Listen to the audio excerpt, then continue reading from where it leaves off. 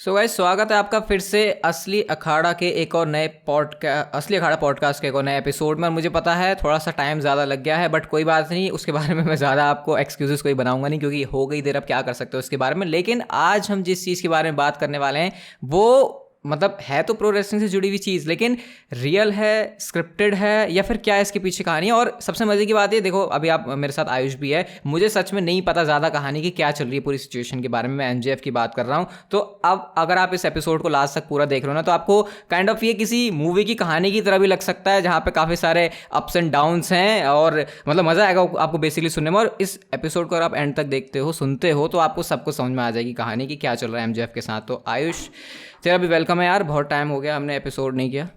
Definitely. और मैं मतलब ये चेक कर रहा था, रोहित को बोल भी रहा था कि डेट जिस पे हम अपलोड कर रहे हैं शायद जून 3 है, और लास्ट हमारा जो पॉडकास्ट अपलोड हुआ था नाइट 2 ऑफ रेसलमेनिया के बाद April 4।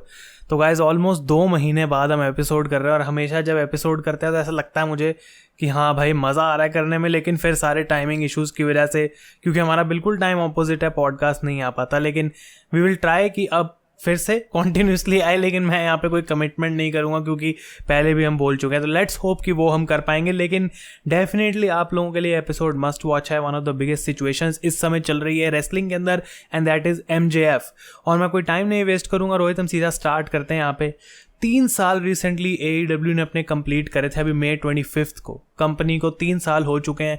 और 3 साल पहले 2019 में जब MJF ने अपना कॉन्ट्रैक्ट साइन करा था, $60,000 उनकी सैलरी थी, जो कि मतलब मिनिमम पॉसिबल वेज है जो कि AEW अपने सुपरस्टार्स को आज तक किसी डेट पे देती है। तो हम कह सकते हैं वो लोग जो डार्क पे या फिर डार्क एलिवेशन पे जाके परफॉर्म करते हैं, उन लोगों को उतने पैसे मिलते हैं जो टीवी टाइम भी जिनको नहीं मिलता।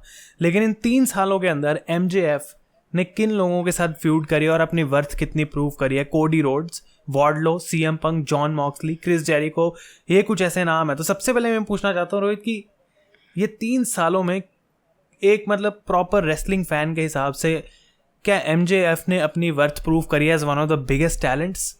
आई थिंक इस बात में कोई भी शक या फिर डाउट नहीं होना चाहिए। और मैं तो वैसे भी ऐसा रेसलिंग फ़ैन हूँ नहीं जिसको वो मूव्स के ऊपर या फिर वो जो बिल्कुल हार्डकोर रेसलिंग होती है वो सिर्फ उसको देखता है। मेरे हिसाब से ओवरऑल जो वो बंदा है उसके अंदर क्या करिश्मा है, वो किस तरीके से टीवी पर दिखाई दे रहा है, ओवरऑल क्या वो एंटरटेनमेंट का एक पैकेज है या फिर नहीं, वो ज़्यादा मैटर करता है। और वो चीज़ MJF ने करके दिखाई। और मैं बताऊँ आयुष, मुझे तो ये अभी पता चला था कि उनको 60,000 जो डॉलर्स हैं वो मिल रहे थे। भाई ये तो कतई मतलब क्या ही बोलूँ, ये तो मतलब ये रिसेंटली MJF का रेज हुआ है, तब मेरे को लगा कि चलो अब ठीक है, वरना $60,000 उस बंदे को जिसके नाम पे तुमने इतने सारे मतलब मस्त चीज़ें एंटरटेनमेंट का प्रोडक्ट दिखाया टेलीविजन के ऊपर, तो मेरे लिए तो ये शॉकिंग था। और मेरे हिसाब से MJF तो भाई मतलब मेरे हिसाब से क्या, जो भी समझता है थोड़ा बहुत भी प्रो रेसलिंग को, आई थिंक MJF ने अपनी वर्थ बहुत अच्छी तरीके से प्रूव करी है। पैसा वसूल नहीं, टोनी खान को उससे ऊपर ही दे दिया काफ़ी।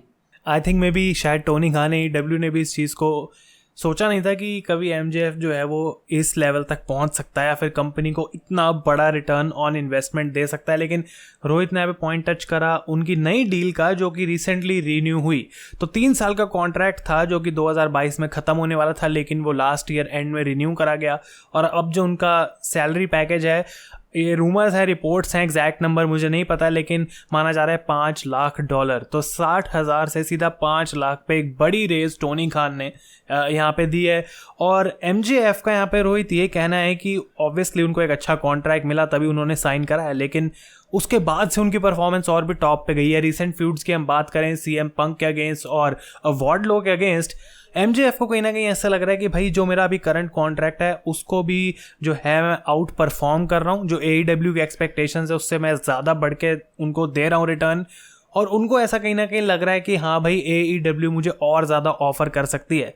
तो इससे पहले कि हम डबल और नथिंग और MJF के प्रोमो की सिचुएशन की बात करें, क्या इस पॉइंट पे ऐसा लगता है कि हाँ भाई MJF को जितना पैसा चाहिए बस उसकी तरफ फेंक दो? मेरे को तो ये लग रहा है कि MJF को अभी भी जो उनकी वर्थ है उससे बहुत कम पैसे मिल रहे हैं, क्योंकि अगर अगर आपको ऐसा लग रहा है कि AEW वाले पैसे कम ऑफर करते हैं, तो ऐसा नहीं है। MJF ने वो पॉइंट बिल्कुल सही कहा था कि एक्स WWE सुपरस्टार को तुम सारे पैसे उनकी जेब में डाल देते हो, क्योंकि जॉन मॉक्सली वो बंदा है जिसको ऑलमोस्ट वैसे ही पैसे मिल रहे थे जैसे WWE उनको दे रही थी, वैसे ही AEW के अंदर। तो अगर उतने पैसे AEW ऐसे स्टार्स को दे सकती है, तो MJF भाई कोई छोटे मोटे सुपरस्टार अब रहे नहीं है। तो अभी भी जो उनको ये 500K वाले डॉलर्स का जो अमाउंट है वो मिल रहा है, वो बहुत कम है। मेरे ख्याल से इससे ज़्यादा भी उनको मिलने चाहिए, क्योंकि जब मेरे ख्याल से लास्ट टाइम जब उनका कॉन्ट्रैक्ट रिन्यू भी होगा लास्ट ईयर, उसके बाद से अब भी उनकी प्रोग्रेशन काफ़ी तगड़ी हुई है। तो वो गुस्सा, वो भड़ास अभी वो रियल है क्या है वो तो अभी हम थोड़ी देर में डिस्कस करेंगे, बट जैसा भी है वो जेन्युइन। मतलब वो MJF का सही पॉइंट था मेरे हिसाब से। तो ऑब्वियसली हमने अब उनकी पुरानी डील की बात कर ली, नई डील की बात कर ली है,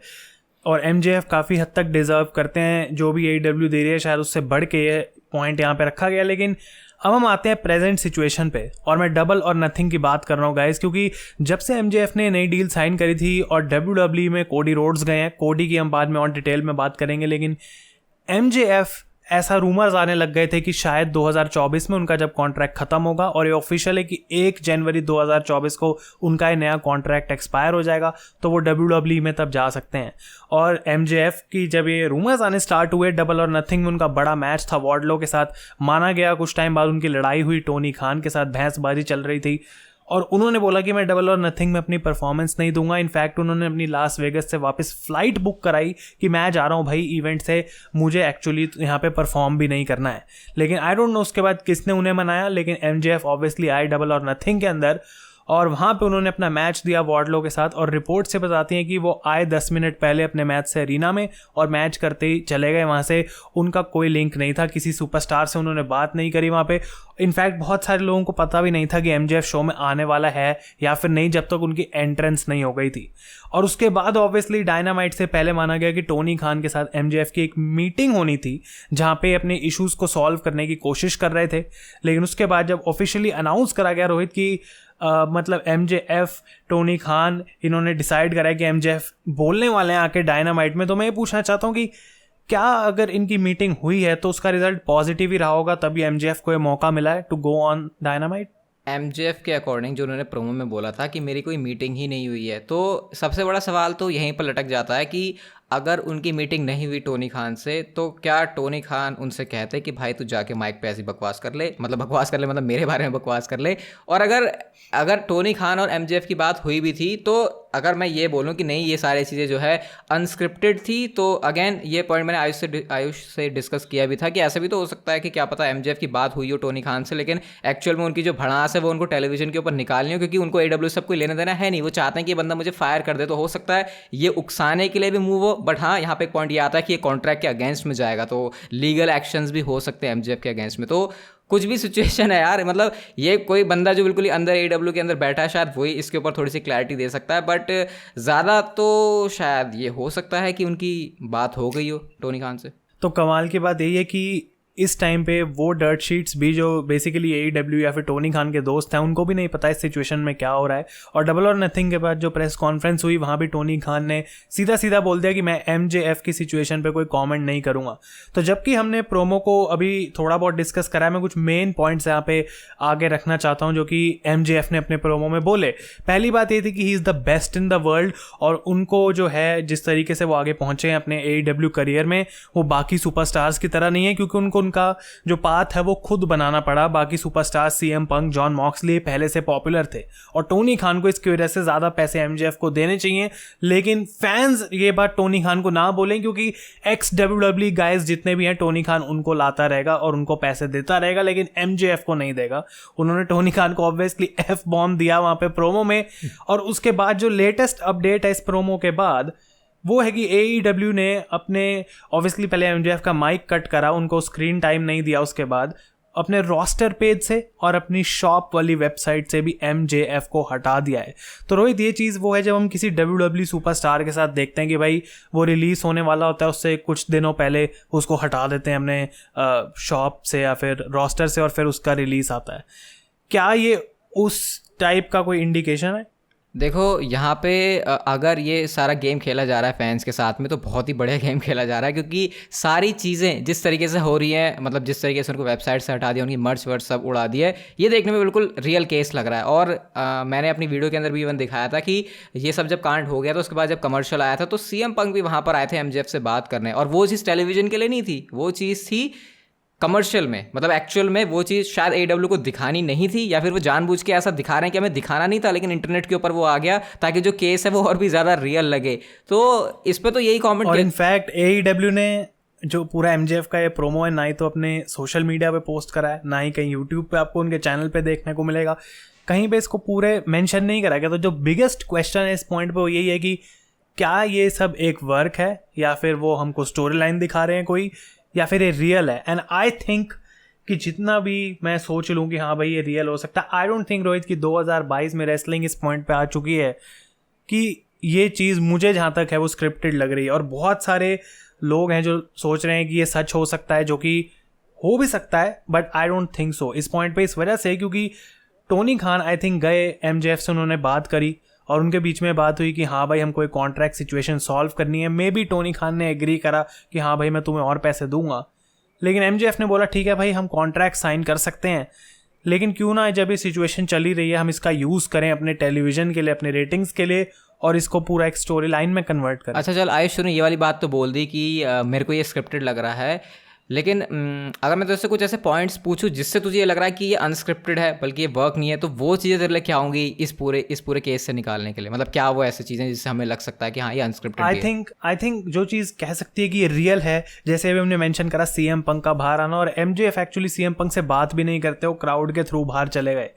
और उसके बाद जिस तरीके से डबल और नथिंग से पहले वहाँ पे MJF ने अपनी फ़्लाइट भी बुक करा दी कि भाई ये चीज़ तो है, मेरे को चाहिए ही नहीं, डबल और नथिंग में परफॉर्म ही नहीं करना। और उसके बाद उन्होंने प्रोमो में ये बात बोली कि टोनी भाई ये जितने भी लोग मेरा स्पॉट लेने की कोशिश कर रहे हैं तुम उसको दे सकते हो, क्योंकि मैं यहाँ पे अब रहना नहीं चाहता हूँ। तो आई थिंक कि कहीं ना कहीं पैसों की भी बात है, जो सिचुएशन क्लियर है, क्योंकि आई डोंट नो कि अगर AEW या टोनी खान एक्चुअली उतना बड़ा रिस्क लेना चाहते हैं MJF पे कि हाँ भाई जॉन मॉक्सली पंक जितने लेवल का हम MJF को एक इस समय contract they they, may be वो चीज़ लॉन्ग टर्म में काम ना आए।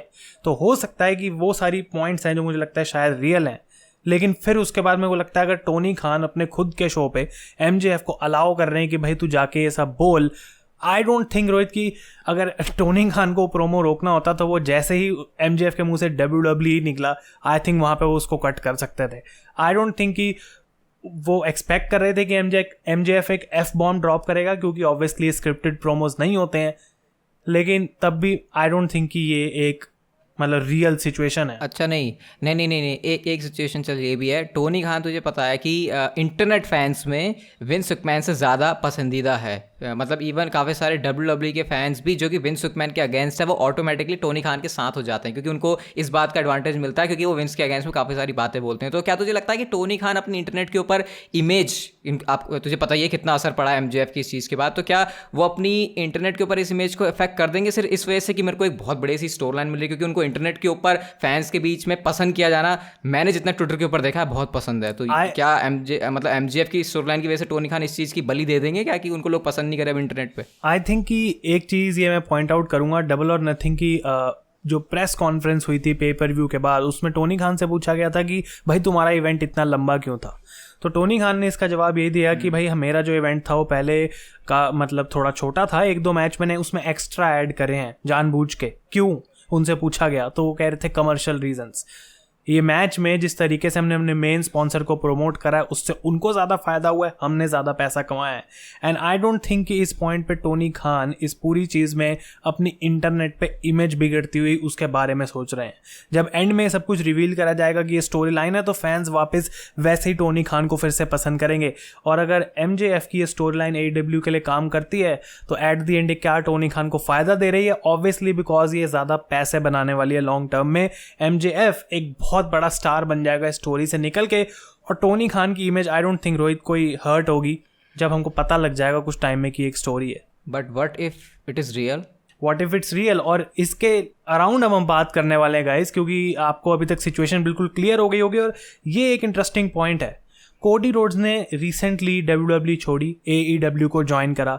वो फर्स्ट टाइम था जब एक बड़े सुपरस्टार ने ऐसा किया। क्या रोहित MJF के दिमाग में ये चीज़ क्लिक करी कि यार मैं भी तो ये चीज़ कर सकता हूँ ज़्यादा पैसों के लिए? क्योंकि अभी सिर्फ MJF 26 साल के हैं। अगर उनका बस चले तो वो अभी भाई WWE भी जा सकते हैं, 3-4 साल परफॉर्म कर सकते हैं, और अगर वहाँ चीज़ें ख़राब हुई तो मे भी वापस AEW उनको साइन कर लेगी, क्योंकि उस पॉइंट पे भी ये बंदा एक बड़ा स्टार रहेगा। तो क्या वो एक फीलिंग है? मेरे हिसाब से ऐसा है, क्योंकि उड़ते उड़ते बात MJF के कानों में, उड़ते उड़ते क्या, अपने बारे में कौन नहीं देखता कि क्या बातें चल रही हैं। ये बात हम सबको क्लियर है कि WWE इंटरेस्टेड है MJF को साइन करने के लिए। तो I think back of the mind कहीं ना कहीं MJF के है कि अरे इनकी कैसे हिम्मत हो रही है मेरे को अच्छा ट्रीट ना करने की, मेरे को ज़्यादा पैसे ना देने की, जबकि मेरी वर्थ ज़्यादा है। क्यों ना मैं इससे बड़ी कंपनी के अंदर जाऊँ जहाँ पर वो लोग मेरी वैल्यू कर रहे हैं। हाँ, वो बात की है, जब कंपनी के अंदर बंदा चले जाता है तो उसके साथ सीन कुछ अलग ही होता है। WWE की ये परंपरा है। बट फिलहाल अगर सिर्फ इस चीज़ को MJF देख रहे हैं तो क्या पता ये सारी चीज़ें असली भी हों। मतलब ये भी मेरे को एक रीज़न लगता है, क्योंकि MJF के पास ऑप्शन है। अगर MJF के पास WWE का ऑप्शन ना होता तो शायद ये इतनी चीज़ बढ़ के सामने ना आती, फैंस इसको इतना रियल तरीके से ना देखते। तो डेफिनेटली ये सिचुएशन हो सकती है कि उनके दिमाग में WWE कंपनी हो। मतलब अगर हम ऊपर से देखें तो ऐसा लग रहा है कि MJF बोल रहे हैं कि भाई हाँ, मेरी फर्स्ट प्रेफरेंस AEW में रहना है, ऑब्वियसली यहाँ पे मुझे सब जो चाहिए वो मिलता है। तो मैं आराम से टोनी खान को बोलता हूँ कि भाई मेरे को एक इंक्रीज दो तुम ऑफर का। मे बी टोनी खान ने मना कर दिया कि भाई अभी तुम्हारा जस्ट कॉन्ट्रैक्ट साइन हुआ है, हम ये चीज़ नहीं कर सकते हैं। तो दूसरी चीज़ MJF को लगी भाई ठीक है, मैं WWE को यूज़ करूँगा और मैं धमकी दे सकता हूँ, उसको लेवरेज यूज़ कर सकता हूँ कि भाई मुझे ज़्यादा पैसे दो, नहीं तो मैं WWE चले जाऊँगा। लेकिन सिचुएशन और इंटरेस्टिंग तब हो जाती है जब MJF को ये बात पता है कि भाई मैं WWE को यहाँ पे सिर्फ यूज़ नहीं कर रहा हूँ, मैं सच में वो चीज़ कर भी सकता हूँ, क्योंकि वो कंपनी भी मेरे लिए बहुत ज़्यादा इस समय इंटरेस्ट ले रही है, मुझे साइन कर सकती है। तो इसमें तो कोई डाउट नहीं है कि WWE MJF को साइन करना चाहती है। लेकिन आई थिंक उन्होंने खुद नहीं सोची थी ये बात। जैसे रोहित रैंडी ऑर्टन का एग्जाम्पल, सबको लग रहा था वो AEW जाने वाले हैं, लेकिन एट द एंड यही था कि वो AEW को यूज़ कर रहे थे to get more money from WWE।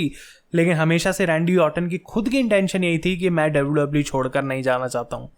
तो काइंड ऑफ आई थिंक कि या तो यहाँ पे पूरी सिचुएशन में WWE को यूज़ करा जा रहा है, लेकिन अगर टोनी खान अपनी जिद पे अड़ गए कि भाई मैं तुझे पैसा नहीं दे सकता हूँ, तो क्या वो 2024 से पहले MJF को फायर करेंगे? या फिर अगर ये WWE होती तो मैं देख सकता हूँ कि MJF अब 2024 तक टीवी पे भी नहीं आएंगे और उनको रिलीज भी नहीं करा जाएगा। क्या ये हो सकता है? ये बड़ी सही बात तूने कही। नहीं, ये चीज़ बोल के मुझे मुस्तफ़ा अली की याद आ गई, कैसे उस बंदे को, सुपरस्टार को चाहिए रिलीज़ लेकिन उनको मिल नहीं रहा। तो अगर ये WWE कंपनी की सिचुएशन होती है MJF के साथ और ये रियल है, तो ना MJF कभी आपको टेलीविजन के ऊपर देखने को मिलते, बस उनको जो है बैक स्टेज पे क्या पता केटरिंग पे लगा देते, जैसे टाइटस ओनील वाला काम MJF कर रहे होते। बट AEW के अंदर पता नहीं है, और कॉन्ट्रैक्ट काफ़ी डिफरेंट होते हैं WWE के और AEW के, दोनों में क्लॉज बहुत अलग अलग होते हैं। तो अब उतनी डिटेल में तो हमको पता नहीं है चीज़ें, बट 2024 अगर कॉन्ट्रैक्ट है तो अगर MJF यहाँ पर टोनी खान को उकसा पाएँ, अगर सिचुएशन रियल है, अगेन हर बार पॉइंट करना पड़ा, अगर सिचुएशन रियल है, उकसा पाएँ तो क्या पता टोनी खान उनको फायर भी कर दे। अब उनका नेचर इस चीज़ पे कैसे होता है, क्योंकि विंस मैकमैन ने आज तक ऐसी बहुत सिचुएशन देखी है जब सुपरस्टार उनसे लड़ रहे हैं, भिड़ रहे हैं, लेकिन टोनी खान के सामने शायद सुनने में जो सबसे बड़ी सिचुएशन है वो अब तक यही है। तो इस पर वो कैसे रिएक्ट करेंगे वो नहीं पता, बट स्टोरी लाइन है तो फिर कोई दिक्कत ही नहीं है, रियल है तो फिर शायद यहाँ पे दिक्कत है टोनी खान। हाँ, तो और सबसे बड़ा प्रो जो हम बात करें MJF के लिए, अगर वो WWE में जाते हैं, वो दो चीज़ें, ऑब्वियसली पैसा, लेकिन साथ के साथ पॉपुलैरिटी, क्योंकि WWE वर्ल्ड वाइड ज़्यादा पॉपुलर है AEW के कंपैरिजन में। लेकिन रोहित एक चीज़ जो सारे wrestling fans, in fact AEW fans भी बोल रहे हैं कि भाई MJF के अंदर अगर इतना एटीट्यूड है कि भाई मैं छोड़ना चाहता हूँ कंपनी, और ये सच में गुस्सा है, फिर से हम बोल रहे हैं अगर ये सच है तो लोग यही बोल रहे हैं कि भाई WWE तुम्हें वो चीज़ करने ही नहीं देगी जो चीज़ ने तुझे MJF बनाया है। क्योंकि MJF का कैरेक्टर है बहुत ज़्यादा एग्रेसिव, और जिस तरीके के उनके प्रोमोज हैं, जिस तरीके से उनका रेसलिंग स्टाइल है, जिस तरीके से वो मतलब अपने आप को दिखाते हैं रिंग के अंदर, वो गिमिक प्ले करते हैं, आई डोंट थिंक कि WWE वो चीज़ एग्जैक्टली रेप्लिकेट कर सकती। वो चीज़ तो अगर वो चीज़ WWE में हो ही नहीं सकती है तो what is the point of WWE signing MJF? तो फिर इसका यही होगा कि अगर MJF की सिचुएशन रियल है, MJF को AEW से निकाला जाएगा, WWE के अंदर वो जाएंगे, वहाँ पर अपना करियर तबाह कर देंगे, उसके बाद वो दोबारा से AEW के अंदर आएंगे, और कहावत होगी लौट के बुद्धू घर को आए। और मैं रोहित से यही भी सवाल पूछना चाहता हूँ कि अगर MJF WWE में जाते हैं तो उनका नाम क्या होगा? मैंने तो ये कम्युनिटी टैब पे पोस्ट देखी थी, बस वही याद आ रहा मुझे। मुझे नहीं पता भाई वो क्या करेंगे, MJF तो रखेंगे, लेकिन आई डोंट नो, मतलब कुछ Matthew Jackson fireman, I don't know, कुछ मैथ्यू जैक्सन फायरमैन मैं बोल सकता हूँ यहाँ पे। एमजेएफ का नाम WWE में होगा क्योंकि वो AEW पे आग लगा के आ रहे हैं WWE में, so he is a fireman, right. लेकिन रोहित, फाइनली मैं क्वेश्चन पूछूंगा इसको एंड करने से पहले इस एपिसोड को, कि क्या लग रहा है 2024 में या 2022 में क्या वो दिन आएगा जब MJF मुझे तो ऐसा लग रहा है कि एक ना एक दिन तो वो आने वाला है कि MJF दोबारा से आएंगे WWE के अंदर, जैसा मैं हमेशा जॉन मॉक्सली के केस में भी कहता हूँ, क्योंकि प्रो रेसलिंग के अंदर सबसे बड़ी कंपनी WWE है, तो हर कोई बंदा उसको टेस्ट तो करना चाहेगा ही, चाहे उसको पता हो कि स्वाद उसका खट्टा हो सकता है, जो कि ज़्यादातर केसेस में होता है, बट मुझे लगता है MJF वो चीज़ ज़रूर करना चाहेंगे। और सिचुएशन अगर रियल है तो टोनी खान मुझे थोड़ा अग्रेसिव बंदा लगता है, वो कहता है चल भाई बोरिया बिस्तर पकड़ तो निकल यहाँ से, तो 2022 में ये सब चीज़ हो जाएगी। बाकी अगर ये सिचुएशन स्टोरी लाइन है तो क्या पता इससे MJF को फ़ायदा हो AEW के अंदर, तो वो 2024 में भी ना जाए, उसके बाद और कॉन्ट्रैक्ट रिन्यू करें और WWE में आने का जो टाइम है वो MJF का थोड़ा और खिंच जाए। Definitely, and I think guys कि ये सिचुएशन अभी भी इवॉल्विंग है और हमें अपडेट्स मिलती रहेंगी दिन पर दिन, तो हम हो सकता है कि कुछ टाइम बाद इसी सेम टॉपिक पे एक और पॉडकास्ट भी कर रहे हो अगर कुछ बड़ा ब्रेकिंग होता है या फिर एक्चुअली में AEW फायर कर देती है MJF को। लेकिन आप लोगों ने यहाँ तक पॉडकास्ट सुना उसके लिए थैंक यू। और आई थिंक कि रोहित ने आज थोड़ी बैक सीट ज़रूर ली है, लेकिन ये इंटरेस्टिंग टॉपिक ज़रूर था रोहित। हाँ इंटरेस्टिंग था, और आयुष को इसके बारे में ज़्यादा पता था, वो AEW ज़्यादा फॉलो कर रहा था, तो हमने ये डिसाइड किया था कि ठीक है आज सामने से आयुष भैया थोड़े ज़्यादा आएंगे लीड करते हुए। लेकिन खैर जैसा आयुष ने कहा, अगर इसके बारे में अगला कोई बड़ी चीज़ आती है तो उसके बारे में हम डेडिकेटेड एपिसोड बनाएंगे।